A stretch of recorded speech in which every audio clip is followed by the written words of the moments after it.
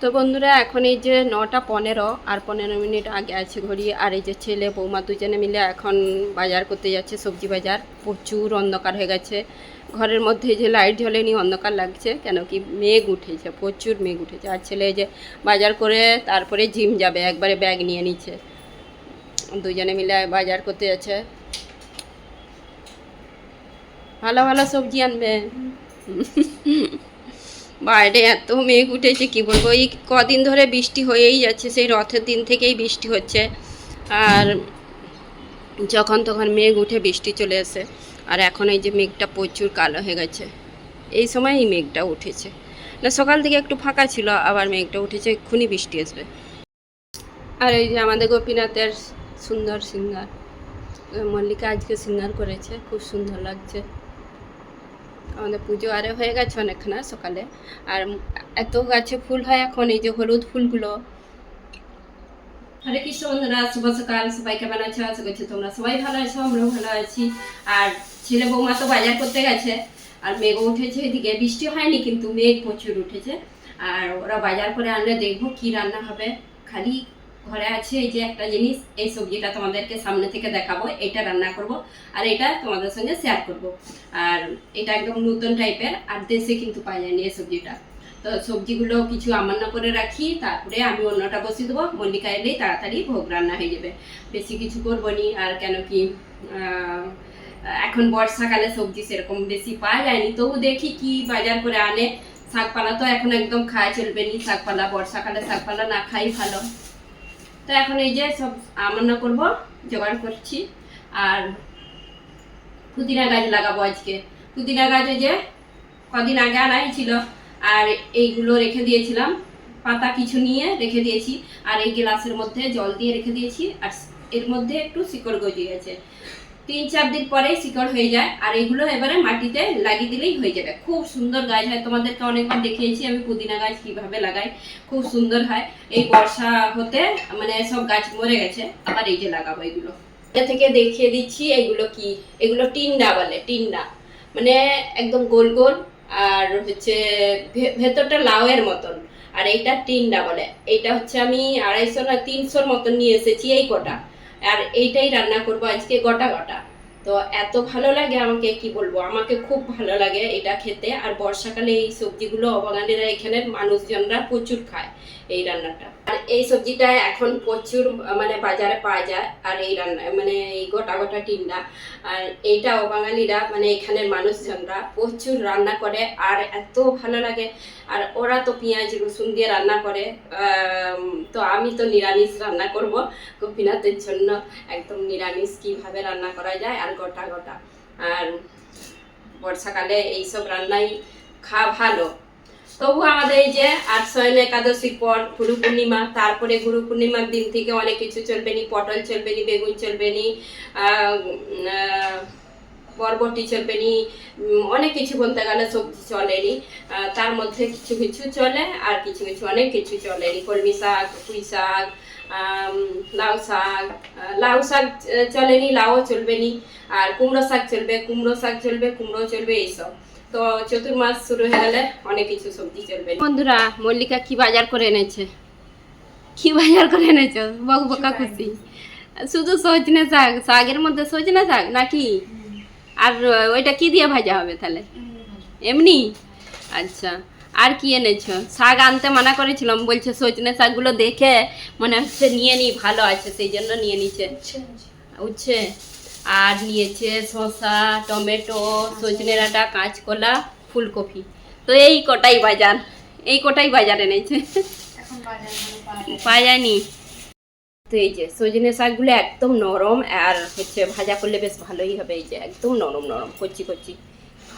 তো এটা এমনি ভাজা করলেও ভালো লাগবে। আর ধনে পাতা নিয়েছে, আর এই যে ফুলকপি, কাঁচা লঙ্কা, আর থোড় নিয়েছে, আমি দেখিনি তো, এত সুন্দর থোড়, নরম হবে এটা। থোড় এনেছে, থোড় ভালো লাগে, থোড় খেতে মহাপ্রভুর পছন্দের। থোড়, মোচা এইসব। মোচা না, কদিন হয়েছিল। এই যে সজনে ডাঁটা, সব ভালোই।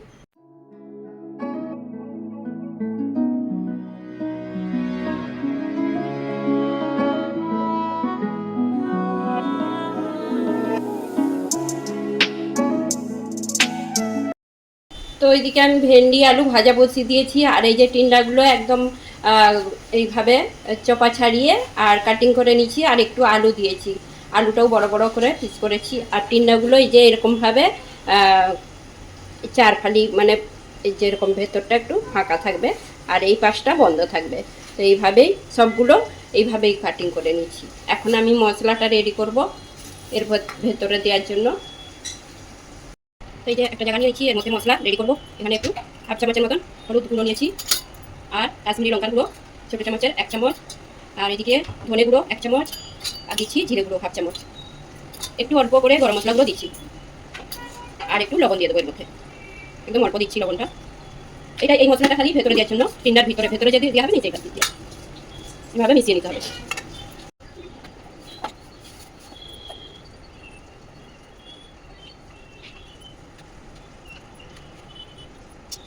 এদিকে এই যে টিন্ডাগুলো আমি এইভাবে ভরছি, একটু টাইম লাগে একটু, আর বেশি মানে এইগুলো ফাঁকা করে ভরলে এইগুলো খুলে যেতে পারে, সেই জন্য অল্প অল্প ফাঁকা করে ভরছি, একটু টাইম লাগবে। আর আমার ওইদিকে ভেন্ডি ভাজাও হয়ে গেছে, আর এইদিকে মল্লিকা ওইদিকে অন্যটা মানে উঠলে আর হচ্ছে মশলা আরও সব রেডি করছে, এদিকে আমি এইগুলো রেডি করে নেব। তো এই যে টিন্ডার মধ্যে মশলা লাগিয়ে দিয়েছি ভেতরে, আর আলুর মধ্যে দিইনি, আলুটা বেশি ফাঁক করতে গেলেই ভেঙে যাবে, সেই জন্য আমি এইভাবেই আলুগুলো ভেজে নেব। আর একটু হালকা একদম তেল দিয়ে ভেজে নিতে হবে, আর বেশি ভাজা চলবে না। আর এগুলো না ভাজলেও হবে, কেন কি কুকারের মধ্যে হবে, আর এটা না ভাজলেও চলতো, কিন্তু আমি একটু হালকা ভেজে নিচ্ছি। ভাজলে কি হয়, টেস্টটা ভালো হয়, যেহেতু নিরামিষ রান্না এটা ভেজে নিতে হবে ভালো করে, ঢাকা চাপা দিয়ে একটু ভেজে নেব। আর এটা আমি ঢাকা চাপা দিয়ে এটা হালকা ভেজে নেব। ওইদিকে টিন্ডাটা ভাজা হচ্ছে, ভাজা বলতে ঢাকা চাপা দিয়ে সেদ্ধ, হালকা সেদ্ধ করে নেব। আর এইদিকে আমি টমেটো হয়েছে ছোট ছোট দুটো টমেটো মিক্সির জারে এই পেস্ট মানে বেটে নিচ্ছি, আর এইভাবে, আর কাঁচা লঙ্কা দুটো মল্লিকা দিয়ে দিচ্ছে এর মধ্যে। আর এর মধ্যে দিয়ে দিচ্ছি এখন আমি কিছু মশলা, আদা বাটা দিয়ে দিচ্ছি একটু, আর এই যে যেই মশলাটা বেশি হয়েছে এটাও দিয়ে দিচ্ছি এর মধ্যে। আর কিছু মশলা আরও দিতে হবে, ওই মশলাই একটু একটু আর একটু দিয়ে দিতে হবে, গুঁড়ো জিরে আর একটু কসুরি মেথিও দিয়ে দিচ্ছি এর মধ্যে, অল্প দিয়ে দিলাম।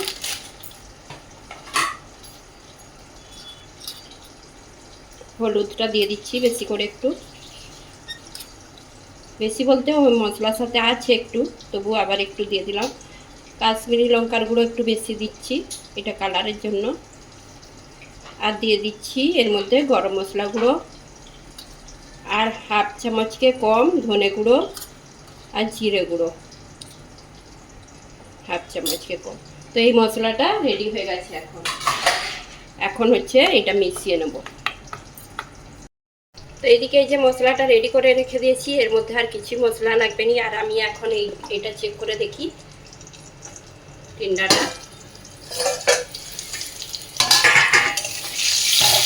তো এইভাবে হালকা ভেজে নিলেই হবে, বেশি ভাজার দরকার নেই, কেন কি কুকারে সেদ্ধ হবে। হয়ে গেছে, এটা তুলে নেবো এখন।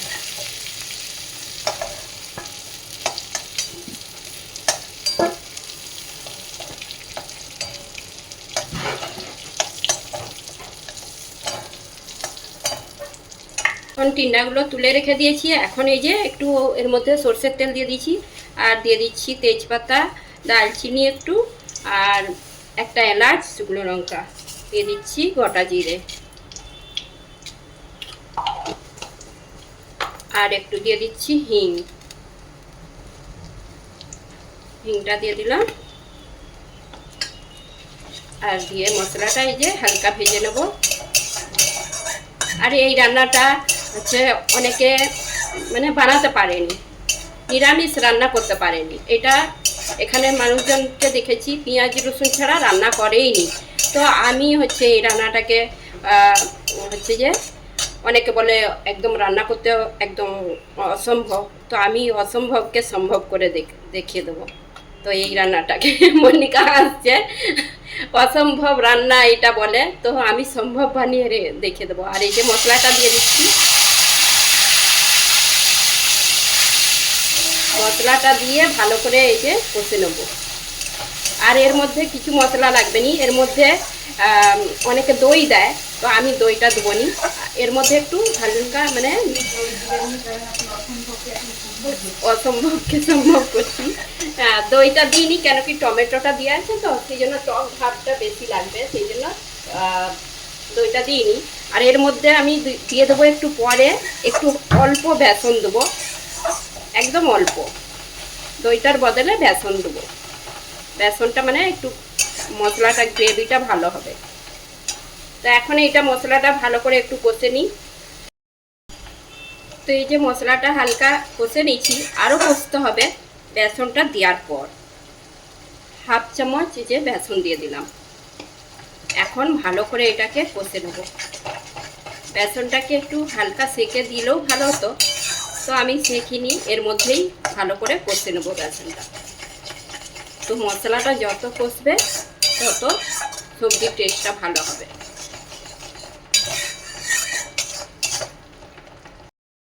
এর মধ্যে আমি এখন কিছু জিনিস দিচ্ছি, কিছু বলতে লবণটা দিয়েছি মশলার সাথে, তো আর একটু লাগবে, আর একটু লবণটা দিচ্ছি, আর চিনি দিয়ে দিচ্ছি এর মধ্যে। আর মশলা কিছু লাগবে না, চিনিটা দিলাম, দিয়ে ভালো করে আবার কষে নেব। এখন এই যে মশলাটা ভালোভাবে কষে নিচ্ছি আর তেলও ছেড়ে দিচ্ছে, এখন একটু এর মধ্যে জল দিয়ে দিচ্ছি।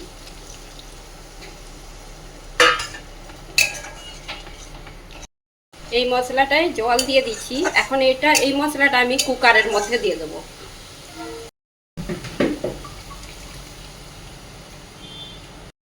তো এই যে কুকারের মধ্যে দিয়ে দিচ্ছি পুরো মশলাটা, আর বেশি জল দেবো নি, এটা একটু একদম মিডিয়াম আছে হচ্ছে কুকারে 2টো সিটি দিতে হবে। আর টিন্ডাগুলো নরম হয়ে গেছে, আলুগুলো শক্ত আছে, তো এখন এই টিন্ডাগুলো আলুগুলো সব দিয়ে দেবো এর মধ্যে।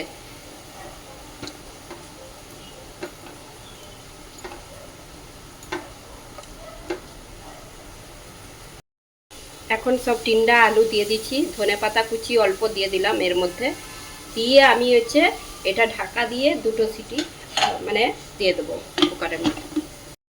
তো এখন এই যে কুকারটা খুলে দেখছি কীরকম হয়েছে গ্রেভিটা, আর দেখতে দারুণ হয়েছে, আর একটাও ভাঙেনি। তো একদম রেডি হয়ে গেছে টিন্ডা আলুর সবজি। তো এই দেখুন বন্ধুরা, টিন্ডা আলুর একদম রেসিপি রেডি, আর তোমাদের সঙ্গে শেয়ার করলাম। আর এই রেসিপিটা মানে নিরামিষ রান্না করা একদম কঠিন বলতে গেলে, আমি এখানে যেমন শুনতাম, তো এইটা নিরামিষ আমি অসম্ভবকে সম্ভব করিয়ে দেখিয়ে দিলাম। তো এখন এই যে ভগবানকে ভোগ নিবেদন করব, আর আমি ধনেপাতা কুচি দিয়ে দিলাম এর মধ্যে। এটা রুটি দিয়ে ভাত দিয়ে মানে খুবই ভালো লাগবে। তো এইভাবে মানে বানিয়ে দেখলে খুবই ভালো লাগবে, বিনা পেঁয়াজ রসুন ছাড়া। তো অনেকে বলে পেঁয়াজ রসুন নালে রান্না হয়নি, কিন্তু পেঁয়াজ রসুন ছাড়াও যে নিরামিষ এত ভালো ভালো রান্না হয়, তো যারা না বানিয়ে খেয়ে দেখবে তারা বুঝতেই পারবে না। তো আমি এই যে রান্না করে নিলাম, এখন ভগবানকে ভোগ নিবেদন করব। হরে কৃষ্ণ বন্ধুরা, রাধে রাধে। এই যে আমাদের ভোগ নিবেদন করা গেছে গোপীনাথকে, আর এই যে আজকে ভোগে দেওয়া হয়েছে অন্য, ঘি দেওয়া হয়েছে, আর শসা, আর এই যে এই পাঁপড়গুলো ভাজা, লেবু, লবণ, আর এখানে আছে জল, ডাল, আর টিন্ডা আলু আর সবজি, আর এই যে ভেন্ডি আলু ভাজা। তো আজকে এইটাই হয়েছে, সিম্পল একদম ভোগ রান্না হয়েছে। আর এই যে আমাদের গোপীনাথের দর্শন করে নিন, আজকে গোপীনাথের এরকম সিংহা। হরে কৃষ্ণ, রাধে রাধে। তো বন্ধুরা, এখন এই যে প্রসাদ পেতে বসে পড়লাম, ছেলে পেয়ে অফিসে চলে গেছে, আর আমরা এখন 3জনে প্রসাদ পাচ্ছি। আর টিন্নাটা কিরকম হয়েছে মল্লিকাকে জিজ্ঞাসা করছি, ওইদিকে ও প্রসাদ পাচ্ছে। 3 ডে দেখি কিরকম হয়েছে, রেখে দেবো, অনেকটাই হয়েছে। আর হচ্ছে এটা রুটি দিয়েও ভালো লাগবে। তো সবাই চলে এসো, আজকে নতুন টাইপের সবজি বানিয়েছি প্রসাদ পেতে, দেখি কিরকম হয়েছে।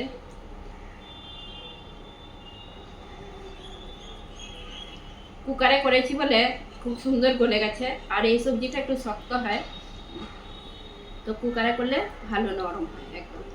কেন কি বড় বড় গোটা গোটা তো সেই জন্য। আর ছোট ছোট করে কাটিং করে আর একটা সবজি হয়, সেইটাও হচ্ছে যে ভালো হয়, সেইটা হচ্ছে যে কড়াইতে করলেই হলো।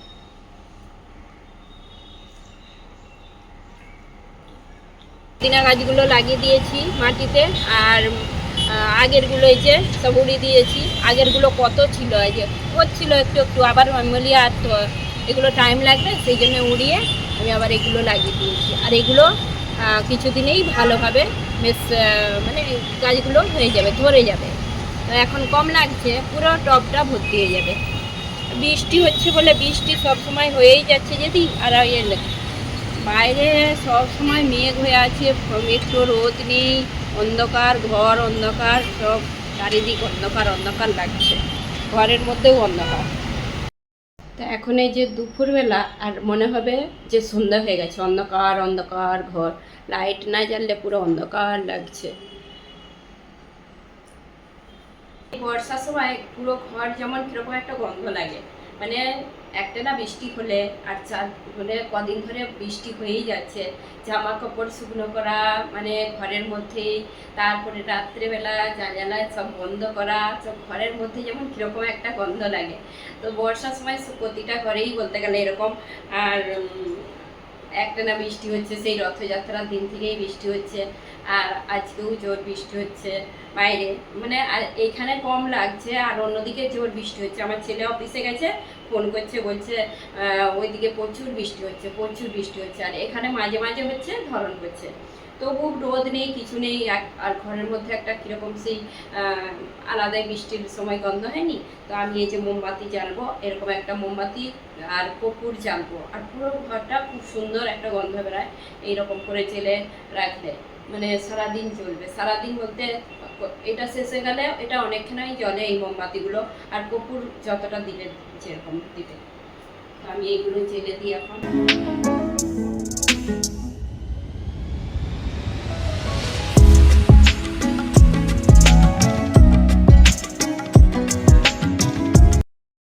তো এই যে কর্পূরটা দিয়ে দিচ্ছি এর মধ্যে, যে আবার কর্পূর শেষ হয়ে গেলে আবার এর মধ্যে দিয়ে দেবো, যতক্ষণ না এই মোমবাতিটা বুঝে। আর মোমবাতিটা ভেতরে দিয়ে দিচ্ছি, আস্তে আস্তে করে কর্পূরটা গলবে, আর খুব সুন্দর একটা পুরো ঘরটা কর্পূর কর্পূর গন্ধ করবে। তো আমাকে আবার বাজারে যেতে হবে, সকালে দুজনকে পাঠিয়েও কিছু লাভ নেই, আবার এই যে বাজারে যাব, ব্যাগ ছাতা সব নিয়ে নিয়েছি। কেন যাচ্ছি? সকালে তো বাজারে পাঠিয়েছি, ফল একটাও আনেনি, ভুলে গেছে।